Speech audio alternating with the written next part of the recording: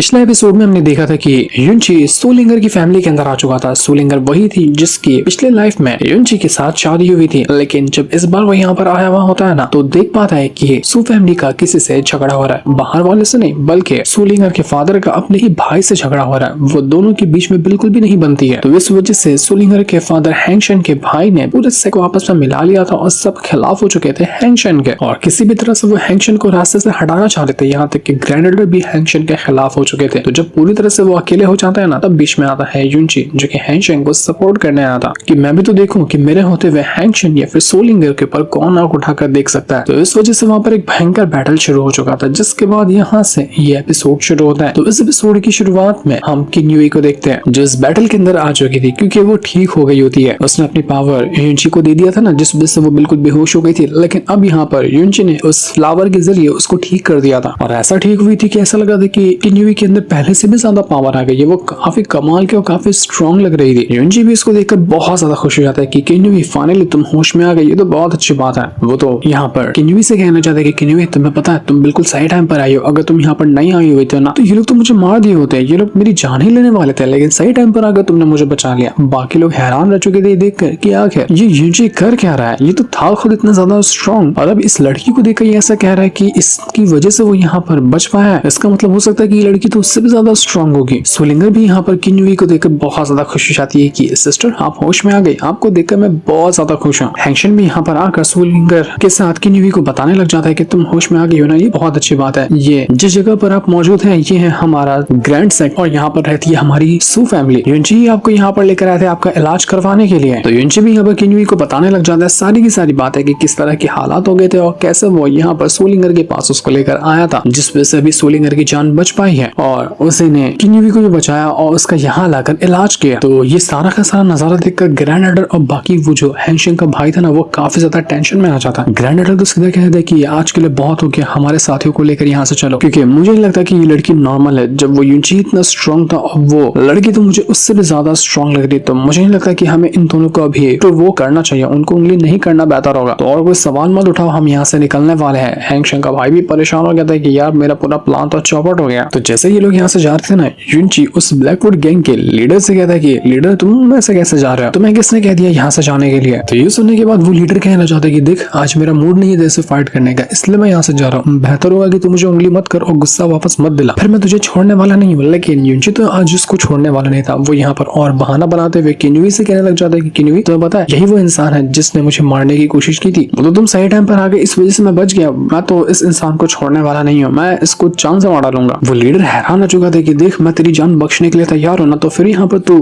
क्यों वापस है फाइट को बढ़ाना चाहता है। मैंने तुझे छोड़ दिया तो बस बात खत्म करना और मुझे यहाँ से जाने दे। लेकिन अब यहाँ पर किन्युई को गुस्सा आ गया था कि आखिर ये बंदा युनची के ऊपर कैसे अटैक कर सकता है। वो तुरंत अपनी पावर को यूज करती है, और अपनी पावर को यूज करने के बाद वो सीधा एक गैंग लीडर के ऊपर अटैक देकर मार चुकी थी। वो गैंग लीडर उस अटैक को रोकने की कोशिश करता है, लेकिन ढंग से उसको रोक नहीं पाता क्योंकि किन्युई की पावर बहुत ज्यादा कमाल की थी, और उसने अपने अटैक के जरिए उस गैंग लीडर की हालत खराब कर दी होती है। वो यहाँ पर ढंग से खड़ा भी नहीं हो पा रहा था। देखते ही देखते बाकी जो बंदे थे वो यहाँ पर उस गैंग लीडर को प्रोटेक्ट करने के लिए पहुंच जाते हैं, लेकिन किन्युई अब किसी को भी नहीं छोड़ने वाली थी। वो सभी के ऊपर अटैक देकर मारने लग जाती है, यहाँ तक कि वो हैंगशन के भाई को तो अटैक मारकर सीधा बर्फ में जमाने लग गई थी। किन्युई के पास आइस एलिमेंट की तो पावर है, तो इसलिए उसने पूरी तरह से बर्फ के अंदर जमा दिया था उसको। किन्युई की पावर पहले से काफी ज्यादा कमाल की लग रही थी। तो जैस्मिन यहाँ पर युनची को बताने लग जाती है कि युनची तुम्हें पता है किन्युई ने ना अपना स्काई फिस्ट मैस्टरम रेल जो था उसको कंप्लीट कर लिया, और अब वो किंग फिस्ट मैस्टरम लेवल पे पहुंच चुकी है। इस लोटस ने उसकी हेल्प की और यहाँ पर उसने अपना ब्रेक थ्रू भी कर लिया, जो कि बहुत कमाल की बात है उसके लिए। और अब तो यहाँ पर लिटिल फेरी से भी ज्यादा स्ट्रॉन्ग हो चुकी है, क्योंकि लिटिल फेरी भी किंग फिस्ट मैस्टरम पे थी, लेकिन यहाँ पर किन्युई उसके सेकंड लेवल पे जा चुकी है। युनची तो हैरान रह चुका था कि भाई कमाल की बात है, ये लोटस कितना ज्यादा कमाल का था, जो कि किन्युई की पावर खत्म हो गई थी, लेकिन फिर भी उसने इसको ब्रेक थ्रू करवा दिया। ये असर इसलिए कर पाया था क्योंकि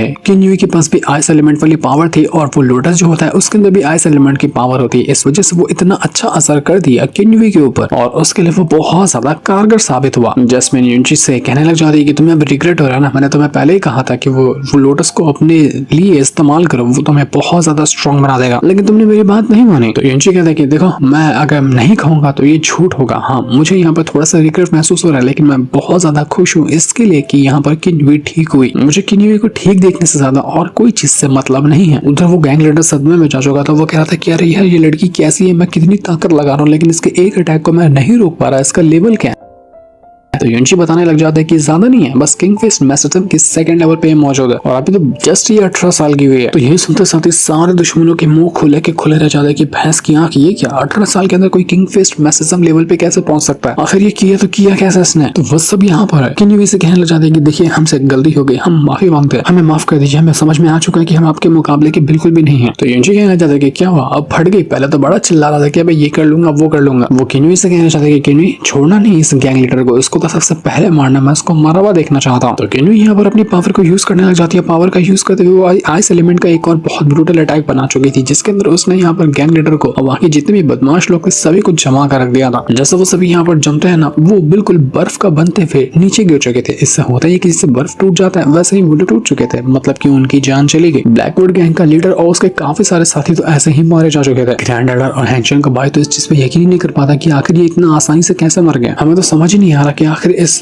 किन्यू ने किया तो किया क्या है इसके साथ। युनची यहाँ पर बाकी सभी लोगों से कहने लग जाते कि देखो तुम लोग अब इस सू फैमिली के अंदर रहने के लायक नहीं हो, इसलिए दफा हो जाओ यहाँ से, वरना तुम्हारा भी वही अंजाम होगा जो कि अभी यहाँ पर इस ब्लैकवुड गैंग के लीडर का हुआ है। तो अब सारे के सारे बदमाश जो थे ना, वो सभी इस फैमिली को छोड़कर लग रहा था कि भाग रहे हैं। उनको समझ में आ चुका था कि उन्होंने गलत इंसान से पंगा ले लिया, उनका बचना नामुमकिन है, तो वो सारे के सारे वहां से भाग चुके थे। उनके जाने के बाद युनची जो था वो किन्यू से कहना चाहता कि किन्यू मुझे समझ में नहीं आ रहा कि आज तुम मेरी सारी बात कैसे मान रही हो। मैंने जिसके ऊपर कहा अटैक करने के लिए तुमने अटैक किया, जो करने के लिए तुमने वही किया, तुम ऐसा तो नहीं करती थी, आज अचानक से तुम बदली क्यों लग रही हो? तो किन्यू भी कहती कि मेरी हालत पता है ना क्या हो गई थी, लेकिन मुझे इस हालत में भी संभालने वाला और वापस से मुझे मेरी पावर हासिल करने में हेल्प करने वाला इंसान तुम ही हो ना, तो मैं तुम्हारी बात नहीं सुनूंगी तो और किसकी सुनूंगी? तभी वहां पर सूलिंगर भी आकर पहुंच जाती है, जो कि युनची से कहने लग जाती है कि युनची तुमने कहा मेरे फादर से कि मैं तुम्हारी फियांसे हूँ, तो फियांसे का मतलब क्या होता है तुम मुझे बताओगे? तो युनची कहता है कि तुम अभी नहीं समझोगी, तुम्हें इसका मतलब समझ में तब आएगा जब तुम थोड़ी सी बड़ी हो जाओगी, तो इसलिए वो सब छोड़ो और अभी के लिए तुम बस यहाँ पर खुश रहो। तो सूलिंगर कहती है कि ठीक है मैं बड़ी तो हो जाऊंगी, लेकिन मैं चाहती हूँ कि जब मैं बड़ी हूँ तो मुझे तुम्हारे साथ रहना है, क्या तुम मेरे साथ रहोगे? प्रॉमिस करो। तो वो यहाँ पर युनची से पिंकी प्रॉमिस करने लग जाती है, वो दोनों पिंकी प्रॉमिस कर लेते हैं। और तभी जैस्मिन यहाँ पर युनची से कहना चाहती है कि बेवकूफ कहीं के तुम्हें नहीं दिखा दे रहा कि किन्यू तुमको ही देख रही, तुम उसके सामने ऐसी हरकत कैसे कर सकते हो? अबे किस लेवल के डर गई हो तुम, तुम्हें समझ में भी आता है क्या? तो ये सुनने के बाद वो जो युनची था वो किन्यू से कहना चाहता है कि किन्यू देखो अभी जो हो रहा है ना, ये सब एक सिर्फ सपना है, जब हम इस सपने से बाहर निकल कर आएंगे ना तो मैं सारी चीजें तुम्हें डिटेल में समझा दूंगा कि अभी यहाँ पे कहाँ क्या चल रहा है, तुम अभी कोई सवाल मत उठाना। लेकिन किन्यू तो गुस्सा हो जाती है, वो कहना चाहती है कि ठीक है तुम जाओ सूलिंगर के साथ जितना टाइम बिताना है बिताओ, मैंने अभी अपने ब्रेक थ्रू किया ना, तो मुझे अभी कल्टीवेशन को अच्छे से समझना है, तो मैं कल्टीवेशन करने जा रही हूँ। युनची भी परेशान की यार ये तो गड़बड़ हो गई। इसके बाद सूलिंगर युनची को बैम्बू फॉरेस्ट के अंदर ले आती है, जो कि इसके फैमिली के ही बगल में बना हुआ है, और यहाँ पर ये लोग घूमने के लिए आए हुए थे। यहाँ पर सूलिंगर युनची को सारी चीजों के बारे में बताते कि जगह कितनी अच्छी है, यहाँ पर हम सब खेलने के लिए आया करते हैं, और यहाँ पर सूलिंगर को देखते देखते युनची काफी ज्यादा खुश होता है। उसको उसकी वाली सूलिंगर याद आ रही थी, जहाँ वो उसके साथ हमेशा रहा करता था, ये उसके लिए बहुत प्यारी मेमोरीज होती है। सूलिंगर कहने लग जाती कि तुम्हें पता है जब भी मैं यहाँ पर आती हूँ ना, तो मेरे साथ जो भी बुरा हुआ रहता है जिंदगी में, मैं सब चीज को भुला देती हूँ। ये जगह ही इतनी ज्यादा कमाल की है कि सारी बुरी यादों को भुलाने में ये हेल्प करती है, सारी अच्छी यादों को हमारे दिमाग के अंदर भर देता है। ये जगह बहुत प्यारी है, तुम्हें भी ये अच्छी लग रही होगी। युनची को उसकी वाली सूलिंगर की ये बात याद आ रही थी कि उसने उससे कहा था कि इसी जंगल में बैम्बू फॉरेस्ट के पास हम अपना घर बनाएंगे, भले से हमारे पास कितना भी बड़ा घर क्यों ना हो, लेकिन उससे हमें फर्क नहीं पड़ता, लेकिन हमारा घर होगा वो यहीं पर होगा जहाँ पर जिंदगी भर हम दोनों हमेशा साथ में रहेंगे और हमें अलग करने वाला कोई भी नहीं होगा। तो ये सुनने के बाद युनची जो था वो सूलिंगर से कहना चाहती कि सूलिंगर तुम्हें अच्छा लगेगा कि अगर मैं यहाँ पर तुम्हारे लिए एक छोटा सा घर बना दूं, तो बात का तो बाद में देखा जाएगा, लेकिन अभी मैं तुम्हारे लिए घर बना दूं तो तुम्हें अच्छा लगेगा क्या? तो सूलिंगर कहना चाहती कि देखो अच्छा तो लगेगा, ये बहुत अच्छा हो जाएगा, लेकिन मुझे तो ये सोचकर थोड़ा सा टेंशन हो रही है कि अगर हम घर बनाएंगे तो हमें इन बैम्बू को तोड़ना पड़ेगा ना, और इसकी लकड़ी के जरिए हम घर बनाएंगे तो इससे बैम्बू को तकलीफ नहीं होगी। तो युनची कहता है कि नहीं ऐसी बात नहीं है, जब ये बैम्बू तुम्हारे लिए घर बनाएंगे ना तो इनको और ज्यादा खुशी होगी कि मैं कितनी प्यारी सी लिंगर के लिए घर तैयार कर रहा हूँ। वो लोग उदास होने की बजाय और ज्यादा खुश हो जाएंगे, तो तुम उनकी टेंशन बिल्कुल भी मत लो। अगर तुम्हें चाहिए तो मैं तुम्हारे लिए बहुत प्यारा सा घर बना दूंगा। तो अब युनची तुरंत यहाँ पर अपनी हेवनली स्वॉर्ड को बाहर निकालता है, उसके जरिए कई सारे बैम्बू को वो काटने लग गया था। बैम्बू को काट कर वो यहाँ पर घर तैयार करने की काम पे लग जाता है। वो पहले फाउंडेशन बनाता है और उसके ऊपर वो घर तैयार करने लग गया था, क्योंकि जिस जिसका सपना उसने पिछली लाइफ में देखा था अपनी वाली सोलिंगर के साथ, वो तो पूरा नहीं हुआ था क्योंकि उस लाइफ में शायद उन्होंने घर नहीं बना पाया था और उससे पहले ही वो हादसा हो गया था। लेकिन इस लाइफ में युनची कुछ भी भले से ये मैवरी की लाइफ की न हो, वो कोई कसर नहीं छोड़ना चाहता है। वो जो हो सकता था वो करने के लिए तैयार है ताकि वो लिंगर को खुश रख सके। भले से लिंगर नहीं जानती कि उसका फ्यूचर क्या होगा, लेकिन फिर भी युनची को उससे फर्क नहीं पड़ता। बस वो लिंगर को खुश देखना चाहता है, उसके लिए उसको कुछ भी क्यों ना करना पड़ जाए। तो वो पूरी मेहनत के साथ वहाँ पर घर तैयार करने लग जाता है। काफी हद तक कि वो घर तैयार कर चुका था जो कि काफी ज्यादा सुंदर भी होता है और उस घर को देखकर सोलिंगर बहुत ज्यादा खुश होती है कि सच में युनची तो घर बहुत ज्यादा कमाल का है।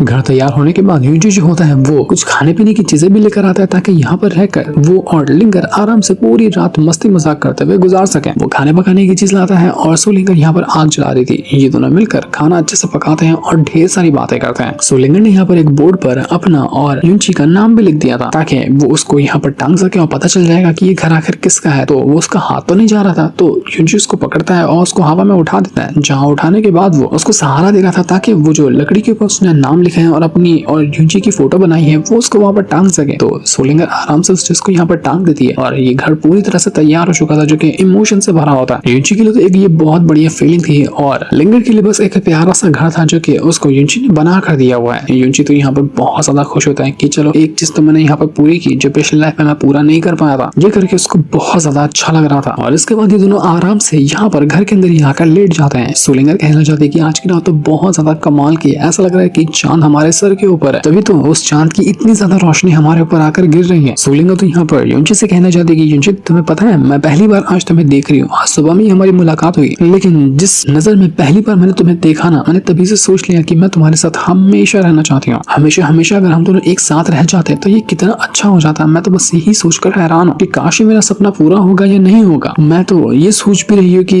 तुम्हें अजीब नहीं लग रहा होगा कि मैं इतनी छोटी सी हूँ लेकिन कैसी कैसी बातें करती हूँ। क्या मैं बहुत ज्यादा अजीब हूँ या फिर कुछ ज्यादा ही बोलती हूँ, जो समझ में आता है वो बोल देती हूँ। तो युनची कहता है कि नहीं नहीं ऐसी बात नहीं है, तुम ना दुनिया की सबसे प्यारी बच्ची हो, इतनी प्यारी कि पूरी दुनिया भी तुम्हारे सामने फीकी लगने लग जाए। तो तुम किसी चीज के बारे में मत सोचना, बस खुश रहना और जैसा तुम्हें अच्छा लगता है तुम वो करना। मुझे तो अभी लेकिन यहाँ से जाना होगा, लेकिन मुझे अगर टाइम मिलेगा ना तो मैं सच में कहता हूँ तुमसे मिलने के लिए वापस आऊंगा क्योंकि मुझे भी तुम्हारे साथ रहना बहुत अच्छा लग रहा है। मैं तुमसे मिलने के लिए वापस भी आऊंगा और हम दोनों साथ में काफी टाइम भी गुजारेंगे। तो ये सुनकर यहाँ पर वो सोलिंगर बहुत ज्यादा खुश हो जाती है कि क्या तुम सच कह रहे हो, हम दोनों काफी ज्यादा टाइम एक साथ बिताएंगे, लेकिन ये करने के लिए तो तुमने कहा कि तुम्हें अभी जाना होगा। तो क्या सच में तुम मुझे छोड़कर जाने वाले हो क्या इतनी जल्दी? वो भी तो युनची तुरंत अपनी पावर को यूज करता है और अपनी पावर का यूज करने के बाद वो एक ड्रैगन स्केल आर्मर लगा देता है सोलिंगर के चारों तरफ ताकि ये आर्मर उसको प्रोटेक्ट करे हर आने वाले खतरों से। तो वो यहाँ पर कहने लग जाता है सोलिंगर से कि देखो अभी तो मुझे जाना होगा, लेकिन जब मैं यहाँ से चला जाऊंगा ना तो ये आर्मर तुम्हें हर चीज से प्रोटेक्ट करेगा, तुम्हारे ऊपर कोई भी खतरा आने नहीं देगा। ये आर्मर तुम्हें महसूस कराएगा कि मैं तुमसे कहीं दूर नहीं गया, मैं तुम्हारे साथ ही हूँ। तो बिल्कुल भी टेंशन मत लेना और इंतजार करना कि मैं जल्दी लौट कर आ जाऊंगा। युनची यहाँ पर एक खास तरह की रिंग को भी बाहर निकालता है जो कि स्टोरेज रिंग थी और यहाँ पर वो लिंगर को देते हुए कहता है कि तुम अगर घर के बाहर गई और किसी मुसीबत में पड़ गई ना तो इस रिंग का यूज करना। इस रिंग के अंदर बहुत सारी पिल वगैरह मौजूद है, इसमें हर तरह के वेपन मौजूद है, जो तुम्हें लगे उसका इस्तेमाल करना। जब भी तुम्हारे पर कोई खतरा आएगा तो ये रिंग तुम्हें हर खतरों से प्रोटेक्ट करेगा। जैसे मेरा काम पूरा हो जाएगा ना, मैं सच बता रहा हूँ कि सबसे पहले तुमसे मिलने के लिए मैं आऊंगा, लेकिन अभी मुझे तुम्हें जाने देना होगा क्योंकि मुझे जाना है और मेरा जो काम है ना वो बहुत ज्यादा जरूरी है। उम्मीद है कि तुम मेरी बात को समझ रही होगी। तो सोलिंगर यहाँ पर उदास तो बहुत ज्यादा हो जाती है, लेकिन फिर भी वो बात को समझ जाती है कि ठीक है तुम अगर जाना चाहते हो तो जा सकते हो, लेकिन जल्दी लौट कर जरूर आना। युनची यहाँ पर अपने मन के अंदर सोच रहा था कि थोड़ा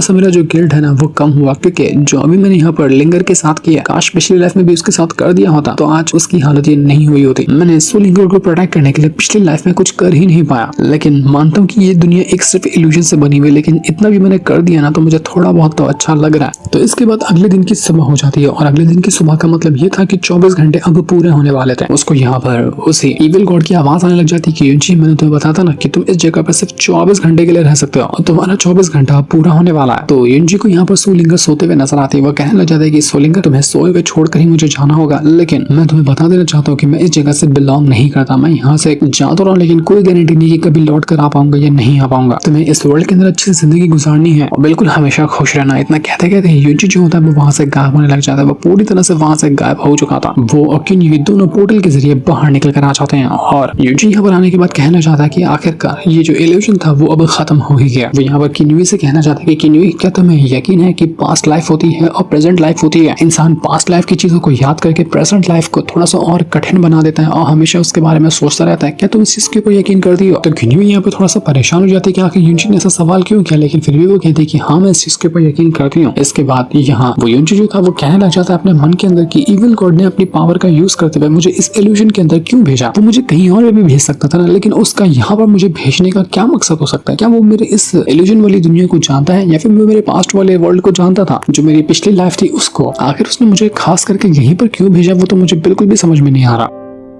जैस्मिन भी यूजी से कहना चाहती कि तुम बिल्कुल सही कह रहे हो, जिस इल्यूजन के वर्ल्ड के अंदर तुम गए थे ना वो एकदम रियलिटी से मैच खाता है। कोई अगर वहां चला जाए तो उसको यकीन भी नहीं होगा कि वो एक इल्यूजन के अंदर मौजूद है या फिर वो रियलिटी के अंदर मौजूद है। इतना कमाल का वो वर्ल्ड था जिसको खास करके तुम्हारे लिए उस इविल गॉड ने बनाया था, लेकिन उसने ऐसा क्यों किया वो तो मुझे भी नहीं समझ में आ रहा। हो सकता है कि उसका मकसद ये होगा कि वो तुम्हारा रिग्रेट खत्म करना चाहता है, क्योंकि तुम्हारे अंदर रिग्रेट था ना कि तुमने लिंगर के लिए कुछ नहीं किया, तो तुम्हारा रिग्रेट कम करने के लिए उस इविल गॉड ने तुम्हारे लिए ये वर्ल्ड बनाया और तुम्हें एक बार फिर से वो जिंदगी जीने का मौका दिया और वो काम करने का मौका दिया जो तुम पिछली लाइफ में नहीं कर पाए थे। ये वर्ल्ड इतना ज्यादा कमाल का था कि अगर कोई ट्रू गॉड भी होगा ना वो भी इस तरह के इल्यूजन को नहीं क्रिएट सकता जितना कि परफेक्ट तरीके से ये इल्यूजन बना हुआ था, एकदम रियलिटी से मैच खाता हुआ। तो यंची भी सोचने लग जाता कि बात तो तुम्हारी बिल्कुल सही है, हो सकता है कि इविल गॉड का यही प्लान हो। वो नहीं चाहता कि मैं और ज्यादा इल्यूजन के अंदर पढ़कर अपने आप को और ज्यादा रिग्रेट के अंदर डालूं, तो उसी को खत्म करने के लिए उसने मेरी हेल्प की होगी। लेकिन यूजी को यह भी डाउट था कि वो इल्यूजन जो था जहां पर उसने सूलिंगर को देखा वो बिल्कुल रियलिटी से मैच खा रहा था। मतलब उसको ये फीलिंग आ रही थी ना कि इतना इल्यूजन जो परफेक्ट वाला था वो कोई बना नहीं सकता। हो सकता है कि यहाँ पर यूजी टाइम ट्रेवल किया हो। अब हमें तो पता ही होगा टाइम ट्रेवल करना कि मतलब टाइम के अंदर पीछे चले जाना, तो उसको ये लग रहा था कि हो सकता है ये इल्यूजन ना हो सकता है कि उस इविल गॉड ने टाइम ट्रेवल करवा कर यूजी को पीछे भेज दिया होगा। तो जैस्मिन भी कहती है कि हाँ, तुमने ये टाइम ट्रेवल की बात कही ना, ये बात बिल्कुल सही है, क्योंकि मुझे भी यही डाउट लगता है कि कोई ट्रू गॉड भी जब ऐसा इल्यूजन नहीं बना सकता तो टाइम ट्रेवल के अलावा इस तरह का इल्यूजन बनाना पॉसिबल ही नहीं है। सच में इविल गॉड ने तुम्हें टाइम ट्रेवल करवा कर टाइम में पीछे भेजा था और ये कम हो पाता है एक बहुत ही ज्यादा पावरफुल हेवनली ट्रेजर से जिसका नाम है रीइंकार्नेशन मिरर। जब कोई इंसान रीइंकार्नेशन मिरर का यूज करता है ना तो उसका टाइम पर, डायमेंशन पर, सब चीज के ऊपर कंट्रोल हो जाता है। वो हर तरह से उस चीज को कंट्रोल कर सकता है। ये पुराने टाइम के बहुत ज्यादा पावरफुल कल्टिवेटर यूज किया करते थे। अगर उनको अपनी जिंदगी का कोई रिग्रेट खत्म करना होता था तो वो अपना टाइम ट्रेवल करके पास्ट में जाते थे, अपनी गलतियों को सुधार कर वापस से प्रेजेंट में आते थे। और मुझे लगता है कि इविल गॉड ने तुम्हारे पर सेम चीज अप्लाई की है। उसने तुम्हें पास्ट में भेजा और वहां से तुम्हारा रिग्रेट खत्म करके तुम्हें एक बार फिर से प्रेजेंट में भेज दिया। तुम्हें याद करना चाहिए कि तुम पिछली लाइफ के अंदर क्यों मारे गए थे, क्योंकि जब मैंने सूलिंगर को अच्छे से देखा ना तो मुझे उसकी बातों से पता चला कि उसके पेरेंट्स को और तुम्हारे पेरेंट्स को सिर्फ इसलिए मारा गया था क्योंकि तुम्हारे पास कोई एक बहुत ही खास तरह का हेवनली ट्रेजर था जिसको तुम प्रोटेक्ट करना चाह रहे थे, और उसी को प्रोटेक्ट ना करने के लिए उन लोगों ने तुम्हारी पिछली लाइफ के अंदर जान ली थी। तो मेरे ख्याल से जो हेवनली ट्रेजर की बात हो रही ना, वो हो सकता है कि वही रीइंकार्नेशन मिरर होगा, जिसका मतलब कि जो तुमने टाइम ट्रेवल किया है ना वो इविल गॉड के जरिए नहीं किया, बल्कि तुमने खुद यहाँ पर अपनी पावर का यूज करते हुए रीइंकार्नेशन मिरर को एक्टिवेट किया और उसके बाद तुम टाइम ट्रेवल करके पीछे गए। यूजी हैरान रह चुका था कि आखिर मेरे पास जो छोटा सा लॉकेट है क्या यही रीइंकार्नेशन मिरर है? मैं तो इसको कभी इंपॉर्टेंस देता ही नहीं था। तो ये होने के बाद ना यूजी को बहुत ज्यादा अजीब सी तकलीफ होने लग जाती और वो अपनी सारी जिंदगी के लम्हों को याद कर पा रहा था। वो अपने पूरे एग्जिस्टेंस के बारे में सोचने लग जाता है कि आखिर उसकी शुरुआत कैसे हुई, उसके पास इतना कमाल का रीइंकार्नेशन मिरर आया तो आया कैसे। तो वो कहता है कि मेरी जो सबसे पहली वाली लाइफ थी ना उसके अंदर मैं अडॉप्टेड था। मेरे ग्रैंडपा ने फ्लोटिंग क्लाउड सिटी के अंदर मुझे अडॉप्ट किया था और उस टाइम के अंदर मुझे पॉइजन दिया गया, वो यीलोंग ने दिया था ताकि मुझे मारा जा सके। तो जैसे यहाँ पर पॉइजन यूजी के अंदर गया उसके बाद वहां से वो सेकंड लाइफ के अंदर आया। ये वही लाइफ थी जब उसको लिंगर मिली। लिंगर को मिलने के बाद वो उसके साथ काफी टाइम गुजारा और जब यहाँ पर जो थोड़ा टाइम हुआ ना तो उसके बाद कुछ बदमाश लोग उसके पीछे पड़ गए और उस टाइम वो एक पहाड़ी से नीचे जा गिरा। और जब पहाड़ी से नीचे जाकर गिरा ना तो उस टाइम उसकी सोल निकल कर चली गई अपने वाले शियाओची के अंदर, जो वही शियाओची था जिसको हमने सीधा उनकी शुरुआत में देखा था। क्योंकि पहले वो मानता था ना कि वो शियाओची है, लेकिन बाद में उसको पता चला कि असल में वो यूजी है। तो इस चीज को याद करने के बाद यूजी को समझ में आता है कि असल में वो एक टाइम के अंदर ना तीन लाइफ को जी चुका है। मतलब एक सबसे पहली लाइफ थी, उसके बाद दूसरी लाइफ के अंदर वो गया लिंगर से मिलने के लिए और तीसरी लाइफ के अंदर उसने मिला जिया किन्युई से। मतलब एक साथ वो तीन लाइफ का एक्सपीरियंस ले चुका है। और इस तरह से यहाँ पर यूजी काफी बार टाइम ट्रेवल किया, मतलब कभी पास्ट में गया है अपनी लाइफ में, कभी वापस से दूसरी लाइफ के अंदर गया है और उस तरह के जितने भी रीइंकार्नेशन के सर्कल होते हैं ना उन सभी को कंप्लीट कर चुका है वो। और अब यहाँ पर जब उसके पास रीइंकार्नेशन मिरर है ना तो इसके जरिए उसको एक बार फिर से मौका मिला कि उसने जितनी भी अपनी लाइफ को जिया है ना उसके अंदर वो ट्रेवल बैक कर सकता है। मतलब उसने 3 लाइफ जी है, अगर वो चाहे तो तीनों लाइफ के अंदर एक बार फिर से वो जा सकता है।